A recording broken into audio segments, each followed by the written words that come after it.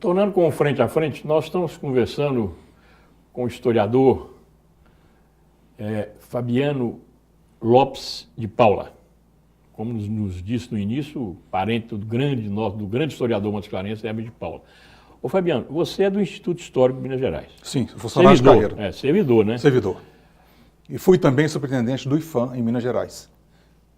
Por que Montes Claros tem deixado tão de lado essa parte histórica do patrimônio histórico?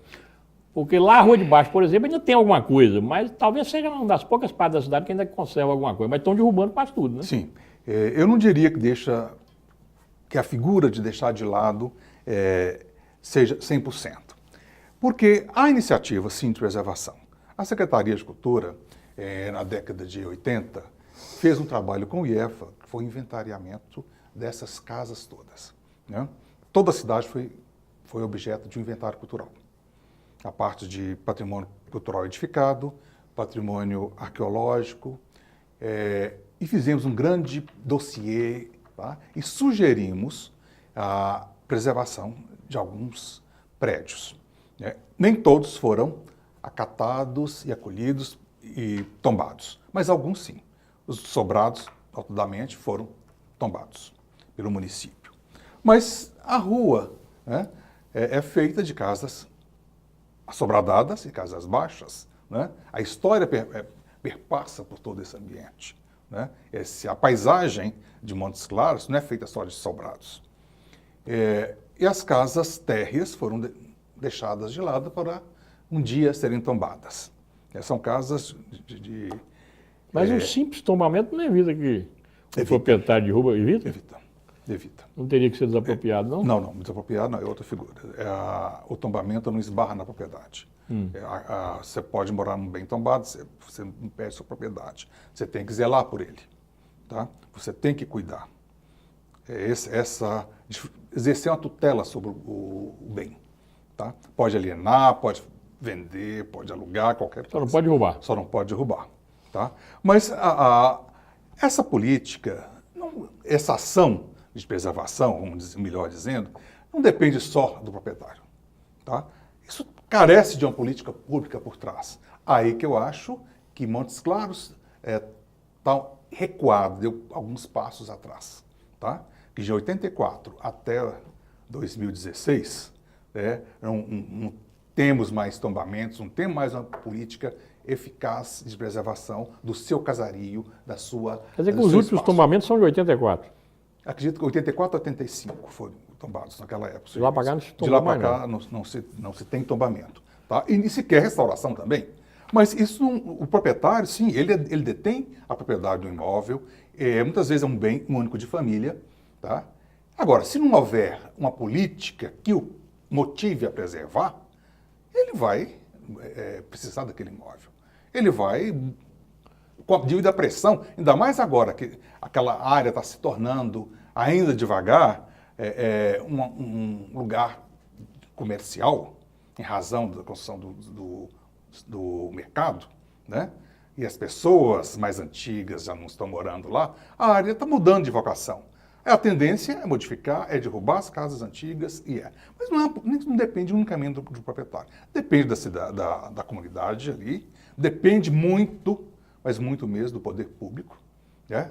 Do ente municipal, do prefeito, da Secretaria de Cultura e da universidade também, por que não? A universidade tem esse papel de motivar, de preservar, de mostrar a importância, de esclarecer, de fazer um trabalho educativo, né? E também, por que não, do próprio empresariado, por que não adotar uma daquelas casas para ser um escritório, né? É uma maneira de homenagear a cidade, homenagear a história da cidade, de onde aquele empreendimento que veio de fora está implantado.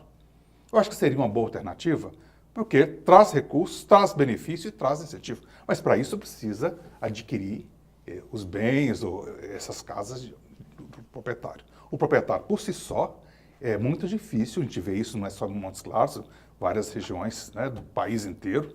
O proprietário só, o ônus não pode carregar unicamente esse ônus da preservação. A preservação é um elemento da cidade, de preservação da história da cidade. E o proprietário é apenas um desses elos. Fabiano, você tem mestrado e doutorado em arqueologia. Sim, eu tenho mestrado em arqueologia e tenho doutorado também em arqueologia e um pouco também de legislação, de patrimônio. Fiz em Aqui no Portugal. norte de Minas existe algum patrimônio assim, arqueológico? Talvez uma das maiores províncias arqueológicas brasileiras e mineiras esteja aqui no norte de Minas, E isso é preservado? preservado. Hoje, uma parte desse patrimônio tornou-se Parque do Peruaçu. E uma outra parte também tão rica, tão importante, tornou-se Parque de Lapa Grande. Tá? Montes Claros tem sítios arqueológicos importantíssimos, com belas pinturas rupestres. Que datam de quando? Olha, tem uma datação bem recuada de 7.000 anos. Eu acho que as pesquisas mais recentes conseguiram recuar esse período. A de Januário deu até um horizonte de 12.000 anos atrás. Tá? Mas lá, felizmente, afortunadamente, tornou-se um parque. Tá? Da sua preservação. A visita é orientada e é guiada e controlada. Aqui também pretende-se isso com a Lapa Grande. Mas não é só Lapa Grande. Montes Claros tem muitos outros sítios. Você citaria quais, por exemplo? Além da Lapa Grande e do Piruaçu? Do Peruaçu, olha, em Montes Claros ou na região? Na região. A Jequitaí tem um acervo muito importante.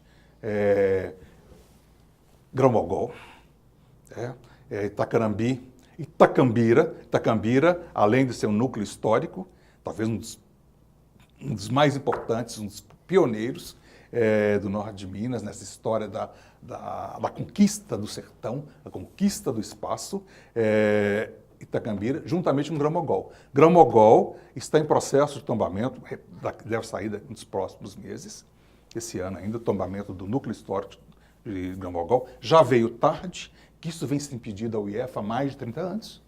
Mas como a equipe é muito pequena, né, mas pelo menos está saindo depois Eu de acho que 30 o próprio governo dá muito pouco valor ao Instituto Histórico, né? Ou você acha que não? Os recursos são limitados, a equipe é limitada.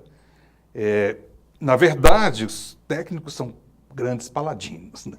Estão lá porque gostam. São heróis. Heróis, vamos assim dizer. Gostam e lutam por aquilo. Com baixos salários, com uma equipe reduzida, com até uma logística, né, muito aquém da necessidade. Mesma coisa, um exemplo aqui na Secretaria de Cultura, agora que tem uma sede magnífica, né? Mas poderia fazer muito mais se ela fosse melhor instrumentalizada, né? Com mais técnicos, mais pessoas trabalhando, para fazer inclusive um inventário na zona rural de Montes Claros, na zona urbana mesmo, desses casarios, do acervo de material, né? Que Montes Claros é muito rico. Por exemplo, o Catopê, a culinária norte-mineira, merece destaque pela sua originalidade, pela sua autenticidade. E as festas de agosto, né, que é a paixão de todos nós, Montes Clarenses, você é Montes Clarense ou do São Francisco? Eu sou. Meu pai. Mas qual é da região? Meu pai é Montes Clarense, porque ele nasceu em Francisco Sá, mas na época que ele nasceu, Francisco Sá era distrito de Montes Claros. Então eu tá sou vendo. Belo Horizontino, mas moro em Montes Claros desde 59. Mas você conhece e aprecia a festa de agosto? Não, acho que não tem Montes Clarense que não aprecia. Né? Não tem. E é uma coisa assim, você já quer falar de festa de agosto? Podemos falar, ué. Podemos falar? Tá. Festa de agosto Você não tem vontade de escrever sobre as festas de agosto, não? Eu até escrevi recentemente, tá? Saiu uma coluna Não foi só sobre festa de agosto, foi sobre... Não, mas escrever assim, historicamente. Sim, eu fiz um esboço juntamente com a Igreja do Rosário. E eu cito um pouco da história do Festa dos Catopês. Eu acompanhei os Catopês durante muitos anos, né, quando eu era pequeno, esse período de... Não é, Fabiano, é porque nós vamos para o nosso intervalo comercial e logo que nós voltarmos, nós vamos continuar conversando sobre as festas de agosto. Tá ok? Que eu acho que faz parte do turismo, inclusive, de Montes Claros, que é mal explorado. Sim. Nós conversamos sobre isso no próximo bloco. Tá.